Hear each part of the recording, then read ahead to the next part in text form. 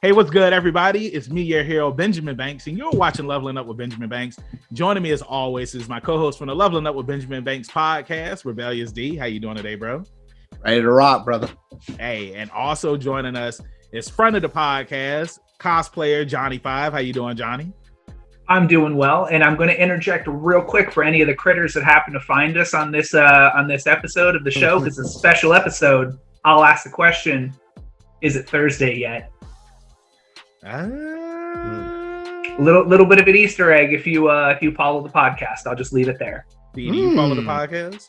Not yet. I don't. I will. Yeah, I mean, I need to know what this means. Hey, if y'all follow the podcast, hop in the comments and let us know what that means, because I don't know what it means. Dee, do you know what it means? Not yet, I don't. Yeah, I don't know what it means either, but I feel like we're going to find out. So before we get into our review, which is going to be on the Legend of Vox Machina, which just came out on Amazon Prime. They dropped 3 episodes, and we're reviewing them. So before we do that, make sure you like this video, you subscribe to the channel, and you hit that bell button so that way you're always notified when we have new content on Leveling Up with Benjamin Banks. And D, like you say every time, podcast in the description. Like, follow, subscribe to the channel, and thank you all for watching. That's right. So yeah, let's go ahead and get into it. So this came out the day before my birthday, and I'm really disappointed that I didn't have time to watch it because your boy was busy. But I binged it because I wanted to watch this show, and it was awesome. Now, I don't know what the Legend of Vox Machina is. I know what Critical Role is. I've heard of it before, but I've never watched that before. But I know that it's this huge deal. You know what I'm saying? And they made this show based off of Critical Role. D, I don't know if you know what the Legend of Vox Machina is, or if you knew what Critical Role was before this as well. But I know you did. No, I had seen it pop up whenever I was on like Spotify, for example. It's on one of my recommended lists, but I plan to dive into it. So yeah, now that the show is out. But Johnny, I know that you know what it is, and for everybody who has only seen the show on Amazon, like, just give people a brief rundown of what Critical Role is. So Critical Role is a podcast that is hosted by Matthew Mercer of legendary voice acting fame. Him and a bunch of his friends, they play D&D weekly. They've done this for years and years and years, and this started off as like a real kind of like almost small scale pipe dream kind of thing. Like if you go back and you actually watch campaign 1, which is where Vox Machina comes from, what you'll find is the production values are very like I'll call it like small time. Like it's just a bunch of guys sitting around, guys and girls, sitting around playing D&D, doing their thing, like just having fun, playing the game. And they had this dream that they could bring this to the mainstream and kind of do this as a podcast. And it's super exciting to see like where it was then versus where it is now, especially since season 3 of Critical Role is now like 11 or 12 episodes in at this point. I think 12 is the next one coming up. But the point is between seasons 2 and 3, they had like a huge studio like done. And so there's like a making of video that's out there, which shows all the like real cool stuff that they did with their studio space for playing their game. And man, if you ever had a chance to play a game of D&D in a setup like that, like cancel your day, cancel your week, do whatever you got to do, like play in that setting. And that's not even counting the cast. That's not even counting your like star-studded cast that's there. So I want to ask you, the first 3 episodes, like, are they based off of the campaign on Critical Role, or is this like its own thing? So the I guess we'll call it first 12 episodes of the animated series. So that's season 1. From everything that I saw, it's supposed to be based on what they call the Briarwood arc. So I don't want to get too far ahead of where we are in like the discussion of the episodes, but you guys know what that means, me saying that, and the critters out there that are watching, like they're going to 100% know what that means. But yes, within campaign 1, there's a specific like section of the story that is quote unquote the Briarwood arc that deals with that subject. And so some of the details are a little different in some of the stuff. But otherwise, like there are a bunch of like kind of high points that they do hit that kind of line up with, things that happened in sort of the game. And like we'll talk a little bit more in detail, like maybe not necessarily about some of the plot points, But some of the cool things that they kind of did with this series that maybe if you're not as familiar with D&D, or if you maybe weren't paying as close of attention just because everything like just wowed you what was going on screen, there's so much subtle stuff buried in these that it is amazing. Yeah, that's awesome, man. And you know, it's crazy because we were just talking about this in an interview, how all of these shows are being created that are based off of either like games like Dota and League of Legends, and then now you have these tabletop games. And not Dota and League of Legends, because I know those are what are those called? MOBA games, I believe. Yeah. So those are like MOBA or tower defense type games. Yeah. So you know, for somebody like me that's not really into that stuff, but I would love to learn more.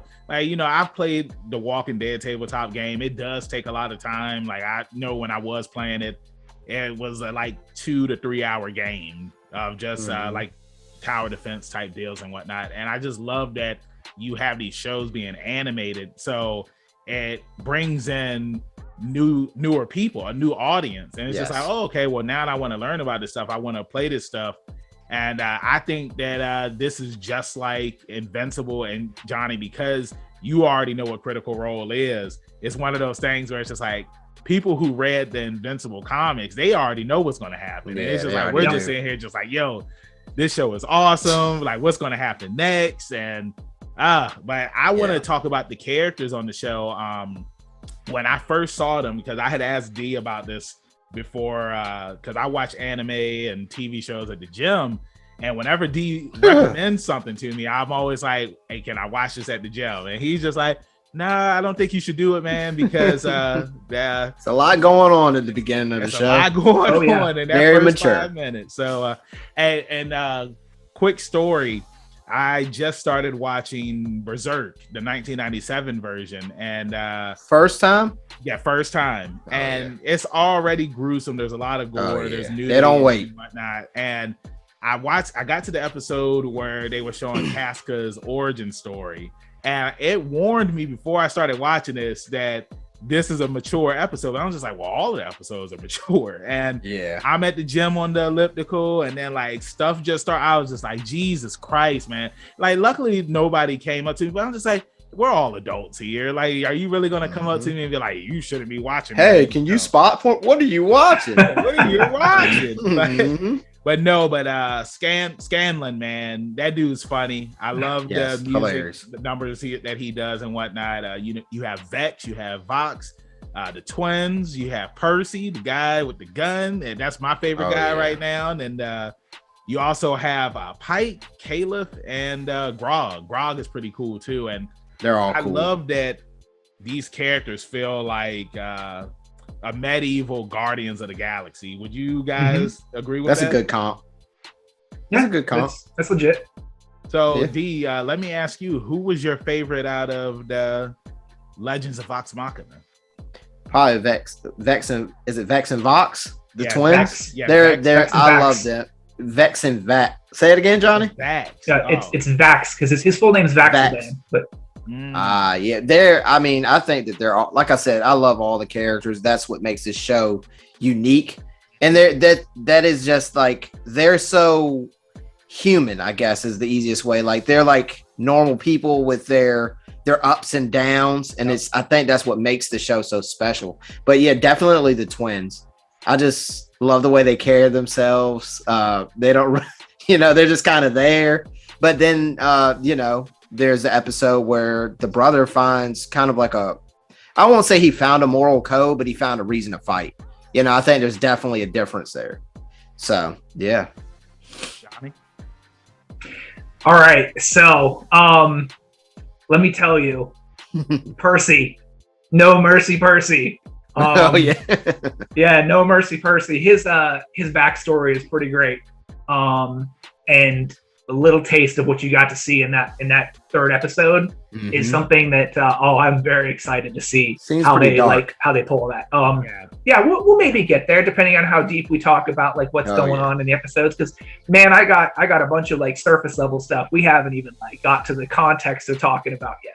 Nah, man, I'm riding with you, man. Percy, That's my favorite character. Like, even on the first episode, they were all at the bar. He was just sitting there. Yeah. They're like, man, you don't even want to be seen with us, which I understand why. And, you know, I just like that gun. It's sweet, man. Oh, yeah, for sure. I love the gun. And then on the third episode, he put the mask on. I was just like, oh, man, it's like the plague doctor, yo. And I can't wait. Do you want to know the origins? No spoilers. No spoilers. Yeah. Don't spoil it. Spoilers, John. Hey, I'll definitely be diving into Critical Role tomorrow morning. Yeah, I want to check it out tomorrow. I mean, but we could talk about his backstory, and that was one thing that I love that they showed on the third episode was, you know, what happened with his family and whatnot, and we're introduced to the two Briarwoods, Lord Silas and Delilah. And you know, your boy Matthew Mercer is like, as soon as I heard him talking, I was like Jotaro. And it's like Matthew Mercer is one person's voice. No matter what he does, I always notice him because I'm a huge JoJo's Bizarre Adventure fan. But man, when they showed them messing those people up in front of the carriage, I was like, Jesus Christ, man! Like this, it got really. I mean, from the first episode, it was dark. It was very gory and gruesome. I mean, with the whole dragon Brimscythe, when they showed them, like, I thought when we saw those people in the first episode, I thought that was Gandalf. Yeah, I thought that was like the Vox Machina, and then it's like these dudes was getting killed like that. I was like, Jesus. But, so it's funny that you say Gandalf, because if you go back and watch that scene, the crew that's standing there is an obvious parody of the Fellowship of the Rings. Like, it's so funny. Johnny. Like that was so funny. Yeah, it was a great spoof moment. Banks does it. He doesn't understand. I don't understand. I haven't seen Lord of the Rings. Y'all don't attack me in the comments. You know, it's crazy because somebody had sent me a message earlier, and it was like a Harry Potter reference, and I had told him, I was just like, man, you know, that would actually be funny if I knew what you were talking about. And he was just like, how have you never seen Harry Potter? It's something on my list of things to watch. Hey, look, I'm watching the Disney movies. I'm watching the Studio Ghibli movies. Just give it time. I'm getting there. I'm going to be watching Pirates of the Caribbean soon too. So please don't attack me in the comments. But see, in your defense, what I will say, and it's funny that because I actually did have this discussion with a mutual friend of ours when they were talking about you going on your Disney binge, is I said, in Benjamin's defense, I said, while he may not have seen these movies here, I said, Benjamin is the guy that if there's an anime series that he's into and there's 3,000 episodes, he's seen every one of them.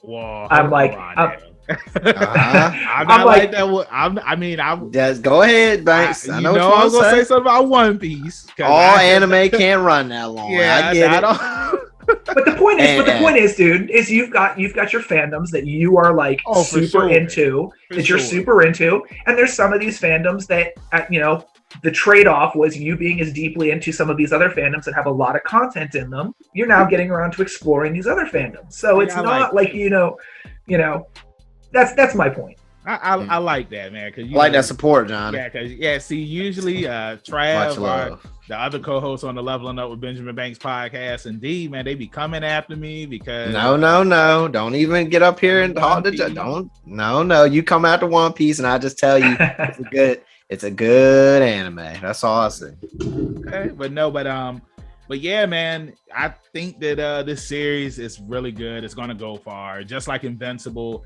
I'm loving the characters. I'm loving the songs, the animation, the voice cast that they have, the special guests that they've been having up here so far. And we're supposed to, I don't know if it's true, but on Wikipedia, they say that 3 episodes are dropping this Friday. So I need to confirm that. So what were you about to say, Johnny?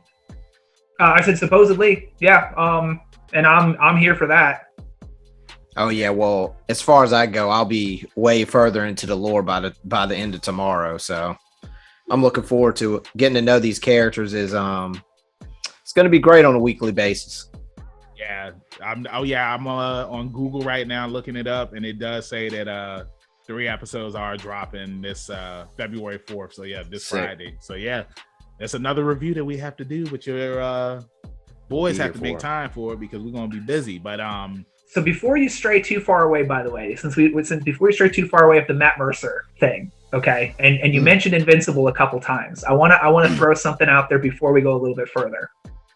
On a humor standpoint, like humor and dialogue, would you or would you not agree that the tone and the delivery of the humor is a lot like Avatar: The Last Airbender, but with like adult themes and adult level? Adult content. Yeah, I mean, I don't want to to see that. Yeah, I could definitely. very see that. similar. And now the reason I bring that up specifically with Matt Mercer is I'm gonna throw an Easter egg at you guys in case you didn't notice this one. In all 3 of the episodes that are out so far, there is an NPC, a non-player character in the Dungeons and Dragons world, an NPC that is a Matt Mercer stand-in in every one of the 3 episodes that's out so far. So like the Stan Lee cameos of Marvel movies, there is a character that is literally Matt Mercer like drawn into the episode. Wow. And he is for pretty much all intents and purposes, he reminds me of the my Cabbages guy from Avatar. See, now what's interesting it. about the whole My Cabbages guy? What was I watching? I was watching something recently. It was probably this show, and I was just like, man, I wonder if they're gonna have like a Cabbage guy. It probably wasn't this show. I don't know. I've been watching so much stuff I can't remember. Oh, I think it was the Book of Boba Fett. I was watching it earlier, and I was just like, I wonder if there's somebody that's in town whose stuff always gets destroyed, and he's just like, oh, my stuff, just like the My Cabbage guy. But right. I think that's a good reference right there, Johnny, how, that there's just somebody in town that's pretty much Matthew Mercer. And now it's literally him. I got to go back and look through the episodes to see like, oh, okay, there he is. But yeah, man, like I said, all 3 episodes were good. I wasn't expecting that the general was going to be the dragon. I thought that was a good turn of things, but I definitely want to see what's going to happen with the Briarwoods. Like when they were having the dinner party, and then the king was sitting there talking about, we don't really know what's going on in Whitestone, and Lord Silas, he touched his hand and he said those words. The king was just like, yeah, y'all are good. It was them Jedi mind tricks. So I'm wondering what's going to happen next. Like, is the king going to send, troops there so that way that they can protect Whitestone? And like, what's going on in Whitestone now? Like, is Lord Silas, is he a vampire? Like, Johnny, you can tell us. I don't think that's a huge spoiler, but is he a vampire, or is he just a guy that likes to eat people?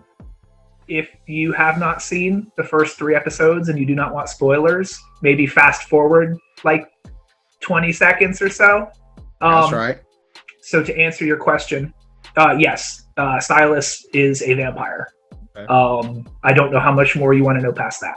That's all. Hey, that's all. That's enough right there. That's enough. I mean, further questions. Hey, he's a gate walker. You know what I'm saying? He was out there. It's just, man, like I just feel like this show is gonna go far, especially because me and Johnny, we were talking before we recorded, and we was talking about the Kickstarter for this thing. Now, when they announced that they were trying to turn this into an animated series, like within an hour, they raised over $1 million like that. And Johnny, how much did you say that they ended up raising in total? Oof, I don't remember exactly, but I know that it was like double digits of millions. Like I think 11 million rings in my head for some reason. But I do know, the funnier number is that on a backer count, they had like 888,887 backers. So they were one shy of straight 8s across the board. Yeah, I'm looking right now. Yeah, they reached a total of $4.3 million. Oh, okay. Right, that's a lot of money, and that just goes to show the power of the podcast. And hopefully one day, we'll be up there leveling up with Benjamin Banks, and we'll have our own animated series, and Johnny can be a part of it, and Michael can be the main villain. Oh, yeah, of course. I wouldn't have it any other way. Michael. Now, Dee, do you think that we'll be able to get Michael to voice his character on the show, or do you think that maybe your boy's a voice actor now, maybe I could voice Michael? Look, you might have to do it yourself, because I don't think he'd come on for all the King Silver. So I don't think he's biting. So for the first 3 episodes, starting with you, Johnny, as a whole, what do you give the first 3 episodes, and final thoughts on them? Oh my, I'm gonna give them like 10 out of 10. And one of the things that I just want to say, like, as an overall sort of, I'll call it vibe for the show. And this is no spoilers. This is like not anything past like we'll call it objective analysis.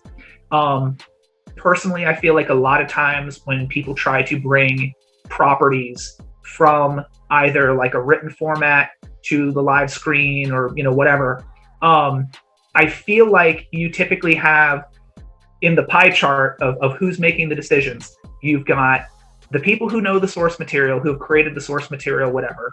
You've got what the fans want to see, what the fandom in general wants to see, and then you've got suits in a boardroom telling these people this is what you want to see. Yep. Okay. And in this particular case, because of the level of interaction that the cast of Critical Role has with the fandom, like when they do events and all that other stuff, I feel like you got the best possible union that you could get of the people who know the source material, because it's their material, right? They know the source material in and out. It's their source material, and they know exactly what the fans want to see and how they want to see it. And at that point, they're probably also the suits in the boardroom making the decisions. So you have literally like a 10 out of 10 execution of source material that is hand in hand with what the fandom wants to see of the source material. And that is you just don't see that in series. And so I got to give them 10 out of 10. Yeah. All right, D. Yeah, I'm definitely going to ride with Johnny and give it a 10 out of 10. It's just a phenomenal show. Takes me back a little. Anything dealing with the tabletop setting close to D&D. It seems just like a campaign. All the ups, downs, and then just the characters. Can't wait to see these guys grow and develop. It's just phenomenal. I mean, and that's without mentioning any of the musical pieces or the action. It's just phenomenal. If you haven't seen it, get on it. Banks? Yeah. Hey, it's a perfect 10 all across the board. I enjoyed all 3 episodes. I was laughing. I was having a good time, and I can't wait to see what's going to happen next. Also, too, want to shout out that Mason Alexander Park. They were on the first episode, and we interviewed them. And Mason, they're a part of the Leveling Up with Benjamin Banks family. They were also in the Cowboy Bebop live action show. And then D, what's the other show that's coming out that they're going to be in? It's coming to Netflix. It's Sandman. So yeah, Sandman. So make sure that you check out their interview that we do have here on the channel. And if you want to listen to it on the podcast, then you can do that as well. But yeah, 10 out of 10.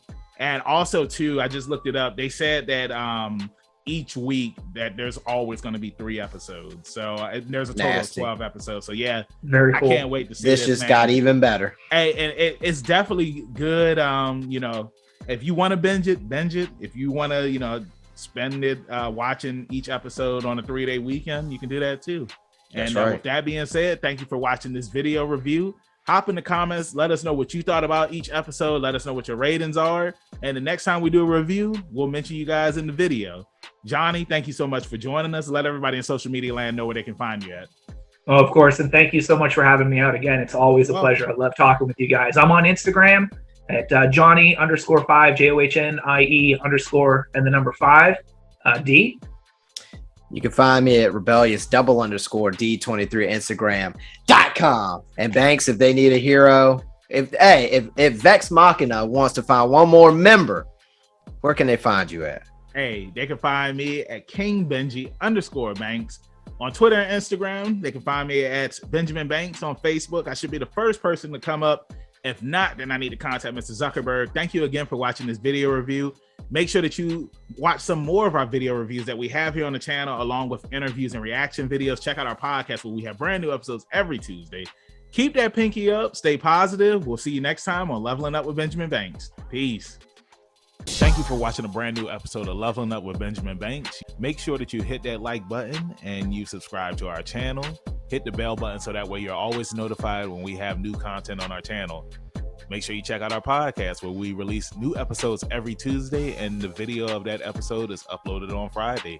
And you can find new episodes of our podcast on all podcast platforms. Make sure you follow all the Leveling Up with Benjamin Banks social media accounts at Leveling Up Banks on Facebook, Twitter, and Instagram. Also, we have a Patreon. If you're feeling generous and would love to donate to us, it's at Leveling Up Banks. And huge shout out to our patrons. We really appreciate you and thank you for the support. We'll see you next time on Leveling Up with Benjamin Banks.